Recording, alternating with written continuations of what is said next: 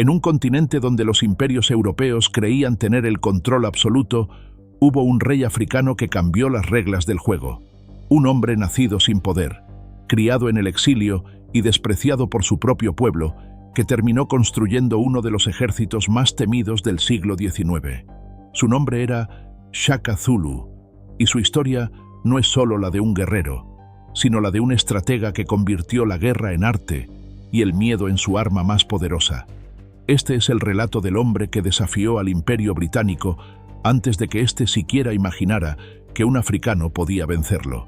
Para entender quién fue Shaka, primero hay que entender el mundo en el que nació. A finales del siglo XVIII, el sur de África era una tierra fragmentada. Decenas de clanes, tribus y pequeños reinos competían entre sí por territorio, ganado y supervivencia.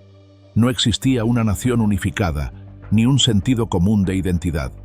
Los europeos, especialmente los comerciantes portugueses y británicos, veían aquella región como un tablero de conquista. Pero entre los valles y colinas del actual KwaZulu-Natal, un joven marginado estaba a punto de cambiarlo todo. Shaka nació alrededor de 1787, hijo ilegítimo de un jefe tribal y una madre de baja posición. Su nacimiento fue motivo de vergüenza, y tanto él como su madre, Nandi, fueron desterrados de la tribu. Vivieron en la pobreza, humillados por los demás clanes. Pero aquella infancia dura forjó algo dentro de él, una rabia silenciosa y una determinación feroz. Desde niño, Shaka demostró una fuerza física extraordinaria y una mente aguda. Aprendió a observar, a escuchar y a esperar, y cuando tuvo la oportunidad, transformó todo ese dolor en poder. De adolescente, se unió como guerrero al clan Mthethwa, liderado por el jefe Dingiswayo, un hombre que vio en él un talento inusual. Shaka no solo peleaba bien, pensaba diferente.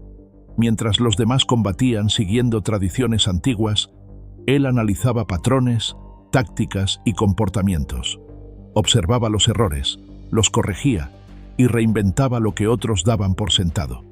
No tardó en ascender dentro del ejército Mthethwa, y cuando su propio padre murió, Shaka aprovechó la oportunidad para reclamar el liderazgo del pequeño clan Zulu. Lo que ocurrió después fue una de las transformaciones más impresionantes en la historia de África. En menos de una década, Shaka convirtió a un grupo de apenas unos cientos de guerreros en una fuerza de más de 40.000 hombres. Pero no lo hizo con magia, sino con disciplina, innovación y una comprensión casi científica del poder. Su primera revolución fue la del armamento. Hasta entonces, las tribus africanas combatían con lanzas largas llamadas assegai, que se arrojaban a distancia. Shaka cambió eso. Diseñó una nueva lanza corta, llamada Iklwa, pensada para el combate cuerpo a cuerpo. Era más letal, más personal y más psicológica. Decía que arrojar una lanza era como regalarle tu poder al enemigo. Pelear de cerca era demostrar dominio absoluto. Su segunda revolución fue el entrenamiento. Shaka abolió las costumbres tribales que permitían la indisciplina en el campo de batalla. Transformó a sus guerreros en máquinas humanas de guerra. Entrenaban descalzos para endurecer los pies, corrían kilómetros con peso sobre los hombros, aprendían a moverse como una sola unidad.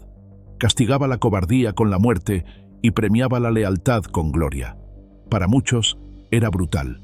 Para otros, era un genio militar adelantado a su tiempo. Su tercera revolución fue táctica. Inventó una formación llamada los cuernos del búfalo, una estrategia envolvente donde el centro del ejército enfrentaba al enemigo de frente, mientras los flancos, los cuernos, rodeaban y cerraban el círculo. Ninguna tribu africana había visto algo igual. En batalla, los zulus parecían un solo cuerpo, una criatura viva que devoraba a sus enemigos con precisión aterradora.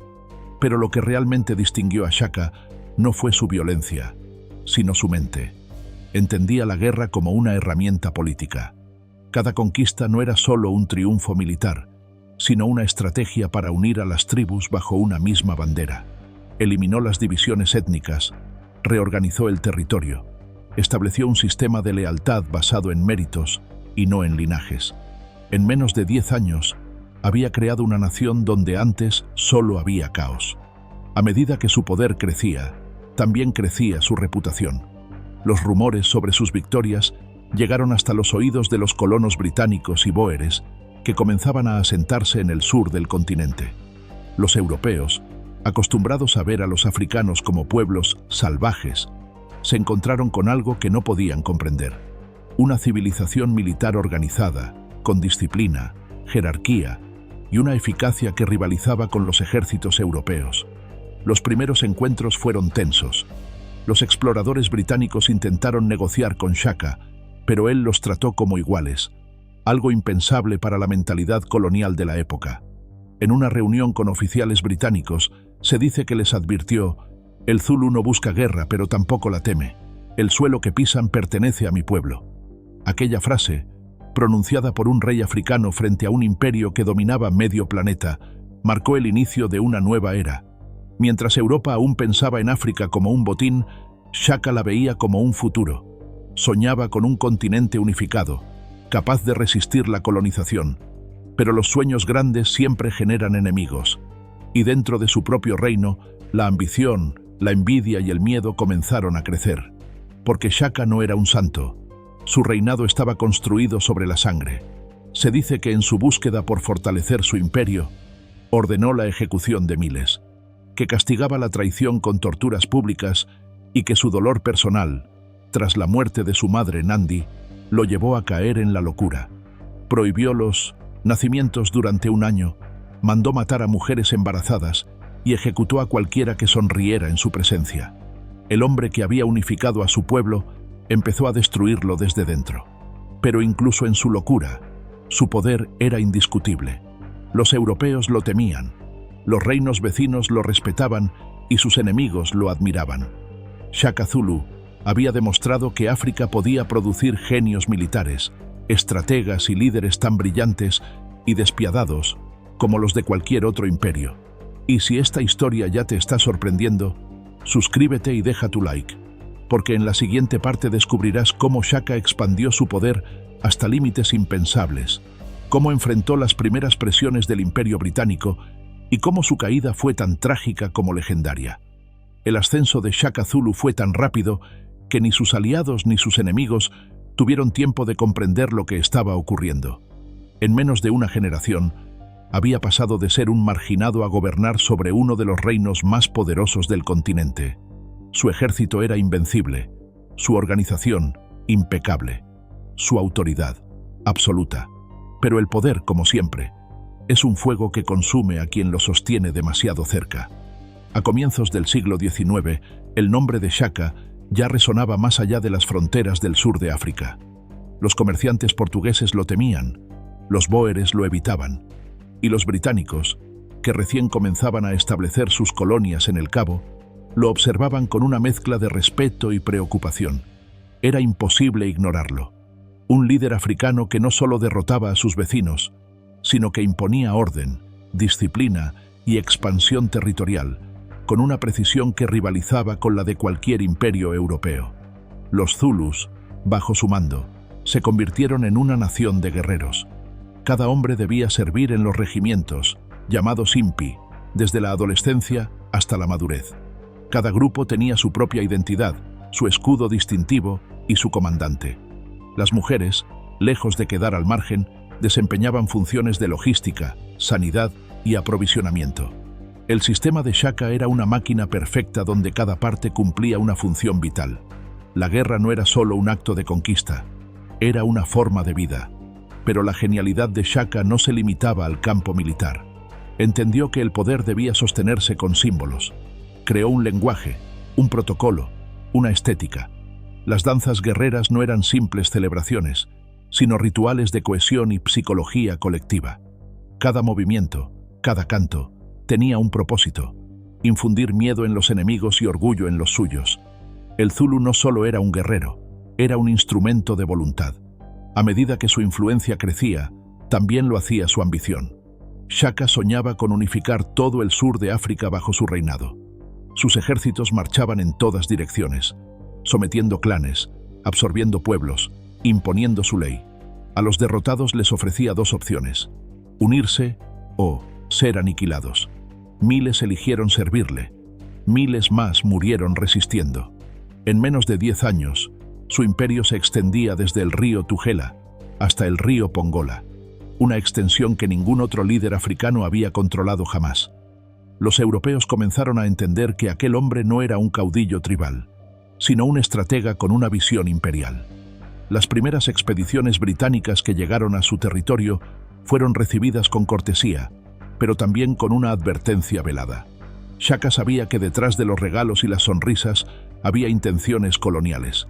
En una reunión registrada por comerciantes británicos, el rey Zulu se levantó, señaló su lanza Iklwa y dijo: «Esta es mi firma, y mientras exista, ningún hombre extranjero gobernará sobre mi tierra».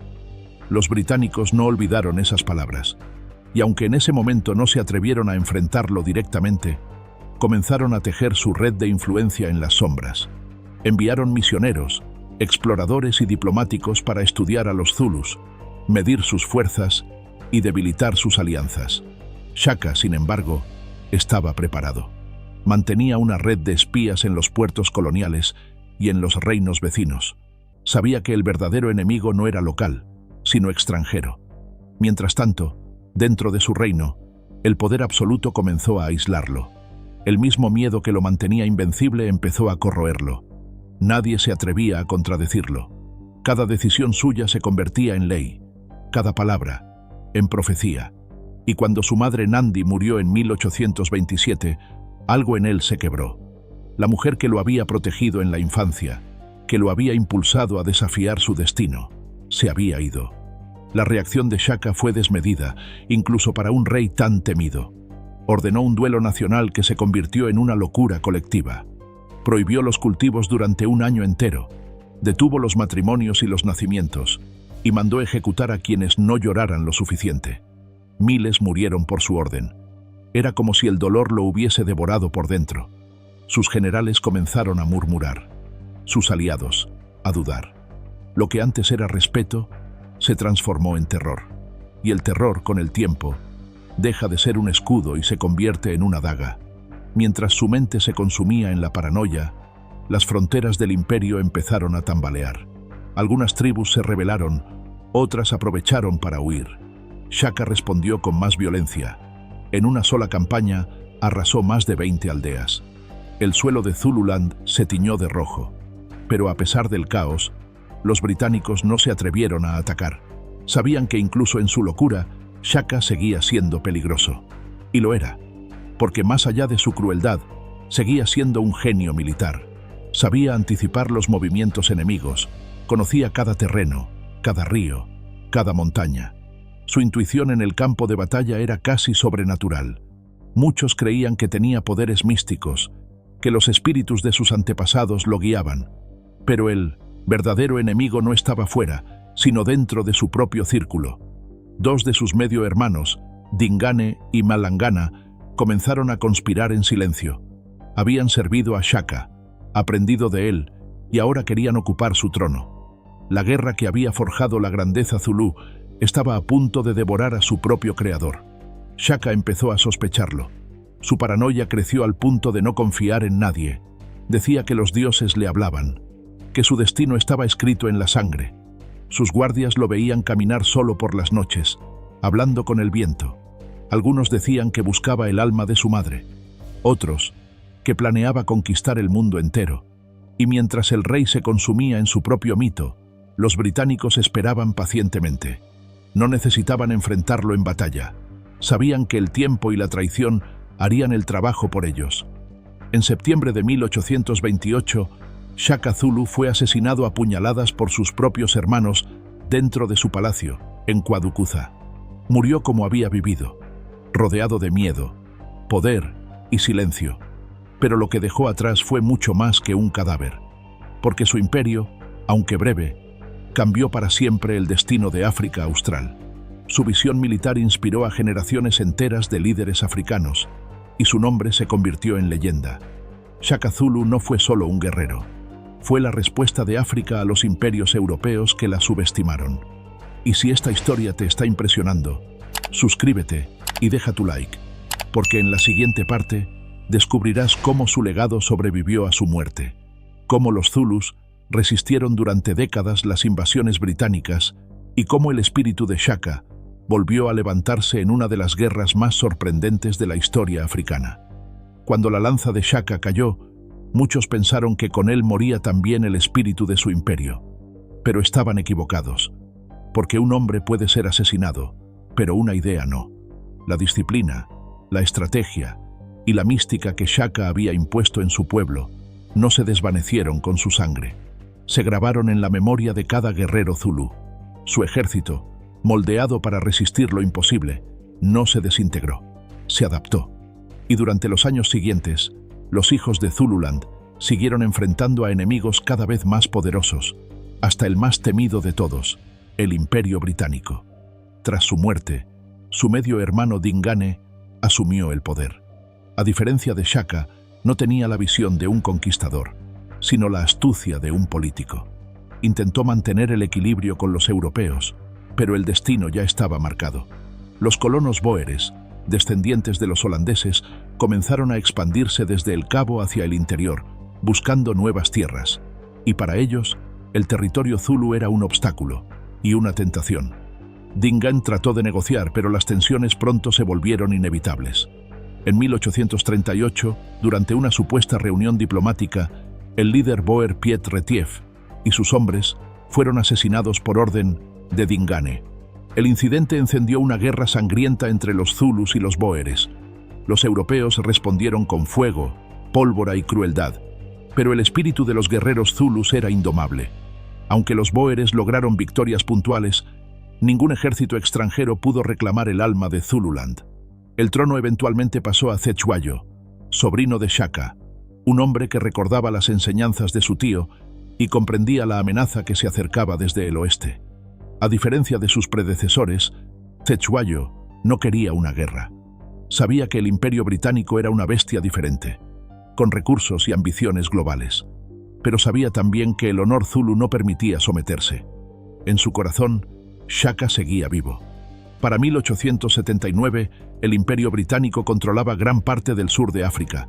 Habían conquistado el Cabo, ocupado Natal y firmado tratados por conveniencia con los bóeres. Pero quedaba una tierra libre, una nación que no se había inclinado ante nadie: el reino zulú. El gobernador británico, Sir Bartle Frere, decidió que eso no podía continuar. Con la arrogancia imperial de quien cree tener derecho sobre el mundo, exigió que Cetshwayo desarmara a su ejército, aceptara la supervisión británica y entregara parte de su territorio. La respuesta de Cetshwayo fue simple: el zulú no ataca, pero tampoco se rinde.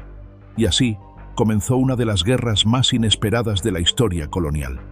En enero de 1879, una fuerza británica de más de 17.000 soldados, armados con rifles Martini Henry, cañones y ametralladoras Gatling, invadió Zululand. Frente a ellos, un ejército africano con lanzas, escudos de piel y el entrenamiento legado por Shaka. En los mapas de Londres, era una guerra que duraría días. En el suelo africano, se convirtió en una pesadilla. El 22 de enero, cerca de una colina llamada Isandlwana, el ejército británico acampó confiado. Subestimaron al enemigo, ignoraron las señales y pagaron el precio. Desde las colinas, más de 20.000 guerreros zulus surgieron como una ola imparable. Atacaron con la precisión de la estrategia de los cuernos del búfalo que Shaka había inventado medio siglo antes. El centro enfrentó al enemigo, mientras los flancos lo rodeaban. La coordinación fue perfecta. Las balas británicas cayeron como lluvia, pero los zulus no se detuvieron. Corrieron cuesta arriba, lanzas en alto, gritando los nombres de sus ancestros. La línea británica se rompió. En menos de 2 horas, el imperio más poderoso del mundo había sufrido una de las derrotas más humillantes de su historia. Más de 1.300 soldados británicos murieron, y la bandera del imperio fue pisoteada en la tierra de Shaka. Isandlwana se convirtió en un símbolo. Una batalla donde la valentía, la estrategia y la disciplina derrotaron a la tecnología y la arrogancia. En Londres, la noticia fue recibida con incredulidad. La prensa hablaba de una masacre bárbara, pero en África fue algo más, la prueba de que los espíritus de los ancestros aún protegían su tierra. Durante semanas, el Imperio Británico trató de ocultar el desastre, pero la historia ya se había grabado. En las aldeas africanas, los griots cantaban sobre cómo los hijos de Shaka habían hecho temblar a los hombres de uniforme rojo. Era una victoria moral, una herida que ni los cañones británicos podrían borrar. Sin embargo, la furia del imperio no tardó en llegar. Londres no podía permitir que una derrota como esa quedara impune. Meses después, enviaron refuerzos, más tropas, más artillería, más sangre. Esta vez, los británicos aprendieron, atacaron en columnas, usaron fortificaciones y arrasaron cada poblado que encontraron. En julio de 1879, tras una serie de combates devastadores, el ejército Zulu fue finalmente derrotado en la batalla de Ulundi. Cetshwayo fue capturado, su reino dividido, y Zululand pasó a ser un protectorado británico. Pero aunque la guerra se perdió, el legado se inmortalizó. Los soldados británicos que sobrevivieron hablaban con respeto de sus enemigos. Decían que los Zulus no huían, que luchaban hasta el último aliento, que su disciplina era inquebrantable, la misma disciplina que Shaka había sembrado medio siglo antes. Incluso Winston Churchill, años después, escribiría que los Zulus fueron el ejército más formidable que África haya producido jamás. Y tenía razón, porque Shaka no solo había enseñado a su pueblo a pelear, sino a creer. Creer que la grandeza africana no dependía de las armas europeas, sino de su espíritu. Los británicos ganaron la guerra, pero perdieron algo más valioso: la ilusión de que podían dominar África sin consecuencias. Y Sandalwana se convirtió en una cicatriz en su orgullo imperial, una historia que preferían no contar, pero que los Zulus nunca olvidarían. Y si esta historia te está fascinando, suscríbete y deja tu like, porque en la parte final descubrirás cómo el mito de Shaka Zulu trascendió el tiempo, cómo su figura sigue viva en la cultura africana y mundial, y por qué su legado aún desafía la historia escrita por los vencedores. Décadas después de su muerte, el nombre de Shaka Zulu sigue resonando como un eco entre las colinas del sur de África, no solo como el recuerdo de un guerrero, sino como el símbolo de algo mucho más grande: la resistencia. El hombre que unificó a su pueblo con fuego y disciplina dejó un legado que ningún imperio pudo borrar, porque aunque su cuerpo fue enterrado, su espíritu quedó grabado en la tierra, en los ríos y en la memoria colectiva de un continente. Durante el siglo XX, mientras África luchaba por liberarse del colonialismo, los líderes independentistas evocaban el nombre de Shaka como un faro. Nelson Mandela lo mencionó como ejemplo de coraje y liderazgo. En las aldeas, los ancianos seguían contando sus historias a los niños, recordándoles que hubo una época en la que un africano no temía mirar a los ojos al imperio más poderoso del planeta. Su figura trascendió el mito y se convirtió en símbolo de orgullo, de unidad y de identidad. Shaka Zulu no fue un héroe perfecto. Fue brutal, implacable y, en muchos sentidos, trágico. Pero su historia nos recuerda que la grandeza no nace de la pureza, sino del propósito, que incluso los más imperfectos pueden moldear el destino de su gente. Su imperio no duró siglos, pero su impacto fue eterno. En un mundo donde los europeos escribían la historia, Shaka la reescribió con lanza y voluntad. Hoy, su nombre sigue vivo en canciones, películas, monumentos y hasta en los escudos de los equipos nacionales de rugby de Sudáfrica. Porque más allá de la sangre y la guerra, Shaka representa algo que trasciende generaciones. La idea de que África nunca fue débil, solo fue silenciada. El Imperio Británico cayó, sus colonias se disolvieron y sus banderas se retiraron. Pero el espíritu del pueblo Zulu, ese que Shaka encendió con su fuego, sigue en pie. Y quizás esa sea la victoria más grande de todas, no la que se gana en una batalla, sino la que se mantiene en el alma. Porque cuando los imperios desaparecen, cuando los nombres de los conquistadores se desvanecen, lo que queda son las leyendas. Y Shaka Zulu no fue solo un hombre, fue una leyenda que desafió a la historia misma. Así termina la historia del rey que se enfrentó al Imperio Británico y ganó, no con diplomacia ni con tratados, sino con coraje, estrategia y convicción. La historia del hombre que convirtió el dolor en poder, la humillación en fuerza y el miedo en respeto. Si esta historia te inspiró, deja tu like y suscríbete al canal, porque aquí seguimos explorando las historias que el mundo olvidó. los imperios que se levantaron y cayeron, y los hombres que desafiaron lo imposible. Historias que no solo cuentan el pasado, sino que explican el presente. Nos vemos en el próximo video.